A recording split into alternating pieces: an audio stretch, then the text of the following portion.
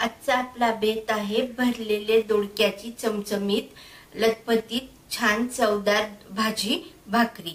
Hi friends, नमस्ते। Indian आहार मध्ये तुमचं स्वागत आहे। आजची माझी रेसिपी आहे भरलेल्या दोडक्याची भाजी।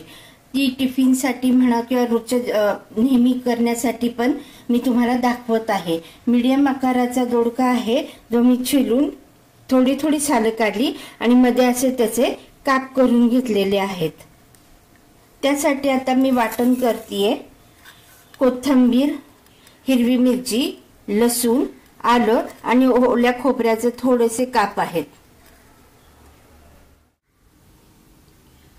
खोबरं, आलं, लसूण, हिरवी मिरचीचे हे वाटण आहे। यामध्ये आता आपण अर्धा चमचापेक्षा कमी लाल तिखट घेणार आहे। 1 चमचा धने पावडर घेतलेली आहे। किचन किंग मसाला 1 चमचा घेतलेला आहे।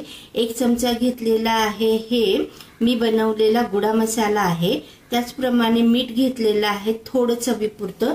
आणि ह्या वाटणामध्ये मी आता 3 टेबलस्पून टाकून दाण्याचा कूट मिक्स करणार आहे। आणि हे सर्व साहित्य एकत्र करून मी दोडक्याच्या ह्या जे मधनं चिरा पाडलेला आहे यामध्ये भरणार आहे।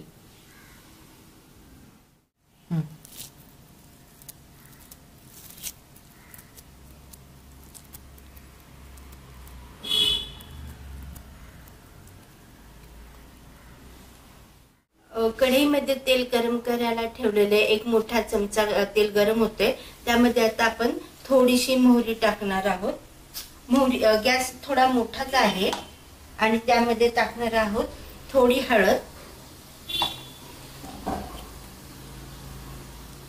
थोडासा अगदी थोडासा हिंग।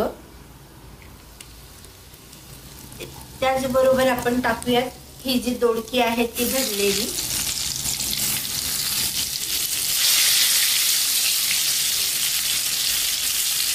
आणि हा सर्व मसाला त्याच्यावरून टाकते। गॅस थोडा बारीक करूयात आणि हे सगळं त्याच्यामध्ये थोडं खाली वर करून परतून घेऊयात।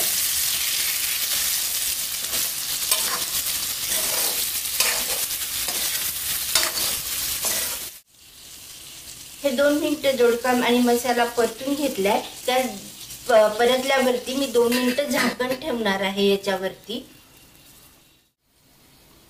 2 मिनिटं झालेत, आपण हे झाकण काढून घेऊयात। एकदा हलवून घेऊ आणि यातच आता आपण वाटलेलं हे सगळं पाणी टाकूयात आणि त्याचप्रमाणे थोडंसं अजून पाणी टाकून त्यामध्ये ही भाजी आपण शिजवून घेणार आहोत। साधारण अर्धा ग्लास मी पाणी अजून टाकले वरती। झाकण ठेवून आपण परत 5-1 मिनिटं शिजायला देऊयात। 5-7 मिनिटं झालेली आहेत। अशा प्रकारे आपली ही भरलेली दोडक्याची भाजी झालेली आहे। माझी ही रेसिपी तुम्हाला कशी वाटते हे मला कमेंट्स मध्ये नक्की सांगा आणि माझ्या चॅनलला लाईक करा, सबस्क्राईब करा आणि ही भाजी एकदा तुम्ही नक्की करून बघा।